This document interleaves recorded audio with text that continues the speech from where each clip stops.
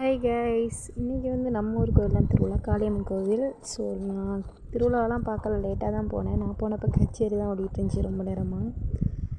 இந்த கச்சேரியில் என்ன டான்ஸ் மொக்க தான் சொல்லப்போனால்.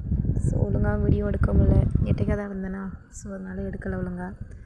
3 நாளாக திருவிழா நடந்திருக்கு, ஆனால் தெரியவே இல்லை. ஃபர்ஸ்ட் நாள் பாரி இதெல்லாம் எடுத்துகிட்டு போயிருக்காங்க, முளைப்பாரிலாம். நெக்ஸ்ட் டே தான் பால்குடம், காவடி இது மாதிரி எடுத்துகிட்டு போயிருக்காங்க. இன்றைக்கி சும்மா கச்சேரி இது மாதிரி தான் வச்சுருக்காங்க. ஸோ நான் கச்சேரிக்கு தான் போனேன், போகவே இல்லை கோயிலுக்கு சுத்தமாகவே. ஸோ அடுத்த நாள் காலைல தான் அர்ச்சனை பண்ணிவிட்டு பார்த்தேன். ஸோ பெருசாக ஒன்றும் வாங்கலாதனால சும்மா தோடு, அப்புறம் நெயில் பாலிஷு, அப்புறம் கீ செயின். முக்கியமாக மச்சான் வந்திருந்தான் ஊர்லேருந்து. ஸோ அவனுக்கு ஏதாவது தேவையானதை வாங்கி கொடுத்துட்டு கிளம்பிடலான்னு தான் வந்தேன்.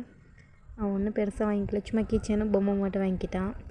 ஸோ அதுக்கு மறுநாள் ஒரே வெடியெல்லாம் வெடிச்சிட்டு இருந்தாங்க. என்னடா அது வெடி வெடிக்கிறாங்க, வான வெடிக்கலாம் இருக்குன்னு வெளில வந்து பார்த்தேன்.